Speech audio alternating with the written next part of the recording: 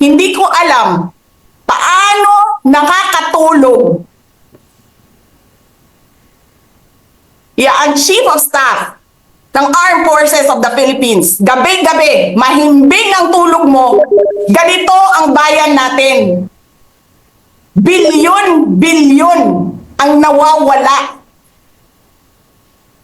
Tanungin nyo si Congressman Ungab, Chairman ng Ways and Means, Chairman ng Appropriations Committee.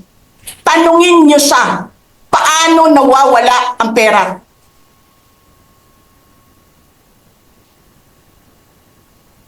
Paano nyo ginagel ang pera ng Department of Education? Martin Romualdez.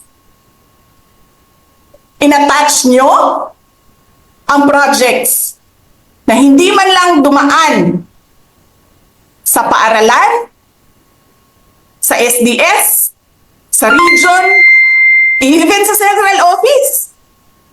Basta na lang listahan ng mga congressman. 19 billion.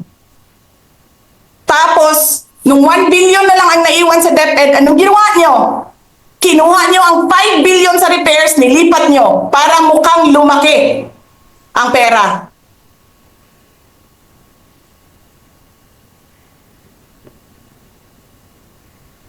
Martin,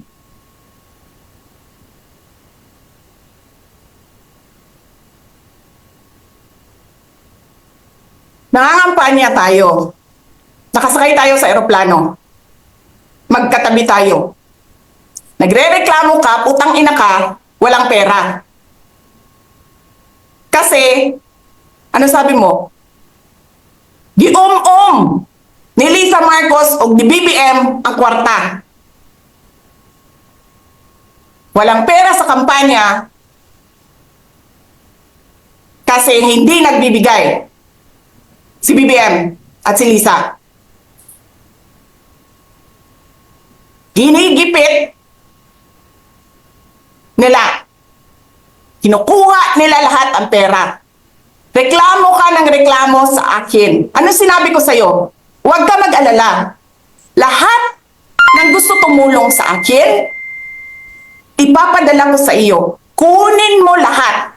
Nagreklamo ka kay Medi Poblador kasi tumatanggap ng pera. Ano sabi ko sa'yo? Kausapin mo si Medi, kunin mo lahat ng pera. Lahat ng makuha mo na gustong tumulong sa akin, kunin mo. Gastusin mo. Ano sabi ko sa'yo? Pasensya ka na. Wala ka ng pera. Ano sabi mo sa akin? Sabi mo sa akin, okay lang. Pag nanalo kayo, babawiin ko lahat yan.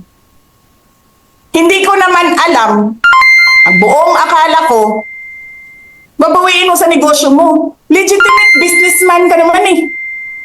Mina, pagsira sa kalikasan, legitimate na pagsira sa kalikasan, negosyo mo. Media, negosyo mo. Ano pa bang mga negosyo ni Martin Romualdez? Sulat niyo yan lahat. Akala ko magninegosyo ka lang. Kasi businessman ka naman. Hindi ko naman alam, binubulsa mo.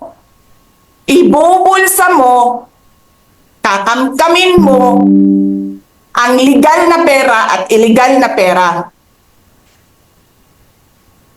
Tanggap ka sa illegal, tanggap ka sa pogo.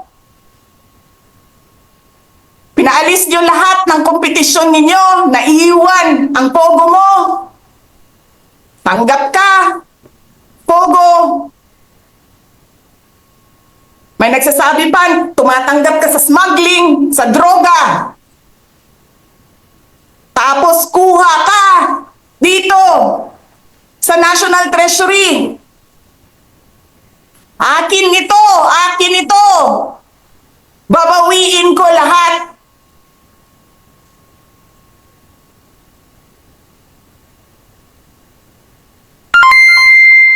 masakit sa akin, Martin, hindi yung pagsira ng pangalan ko eh.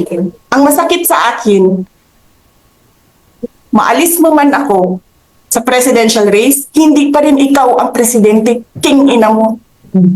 Walang boboto sa'yo. Please lang. Wala.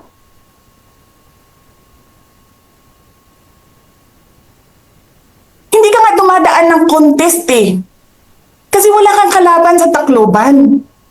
Kasi binibili mo, pinapakidnap mo, hinaharas mo ang mga kalaban mo. Hindi ka dumaan ng contest. Ang alam mo lang, kasi mayaman ka, bibilihin ko lahat ng tao ng pera. E pobre man mong tanan, kwarta na may inyo. There is nothing in you except money. Yan lang. Martin, harapin mo yung katotohanan. Walang walang boboto sa'yo. Senador man, Vice President man, walang boboto sa'yo. Hindi ko nga alam kung mananalo ka pa ngayon sa Tacloban eh. Palamang hindi na. Sinong gusto sa lahat sa buong Pilipinas ang ibalik ka sa Kongreso? E di lahat ng tao pupunta yan doon sa Tacloban, mangangamtaan niya yan sa kalaban mo. Kasi magnanakaw ka. Hindi ka dumadaan sa audit.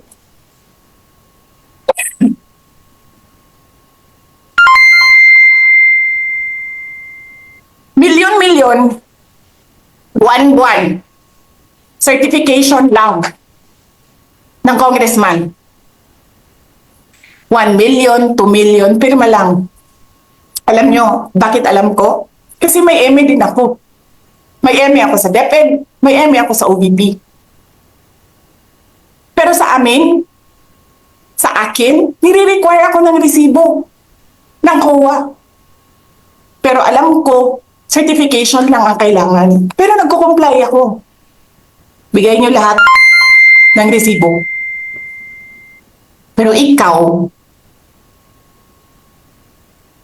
pirma mo lang, hindi mo nga ata pirma yan, pirma lang ng staff mo yan. Milyon-milyon dyan sa Committee on Accounts, lumalabas ang pera. Pirma nyo lang.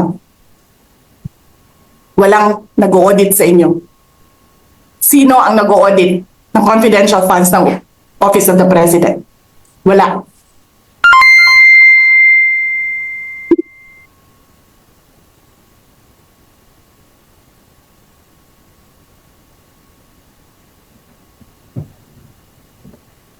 Yan ang Pilipinas. Yan ang bagong Pilipinas.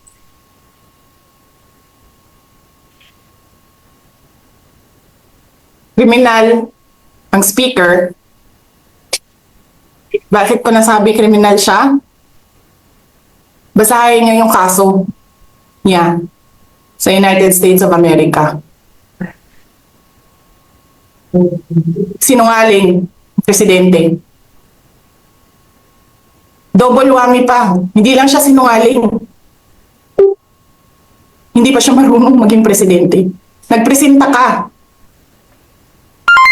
na magiging presidente ka. Tapos, hindi ka pala marunong.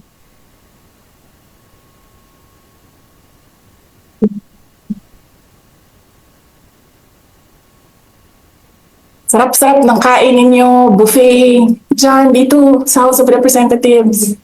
Alak, lahat.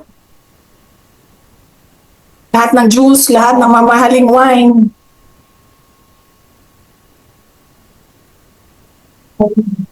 Pero yung taong bayan, na pinamisan ninyo ng 20 pesos na rice, yung taong bayan na hindi ninyo pinupuntahan sa mga komunidad nila, ano sabi nila? Asin lang okay na mi, anad naman mi ana. Ganyan ang bayan natin. Okay na lang kami sa asin.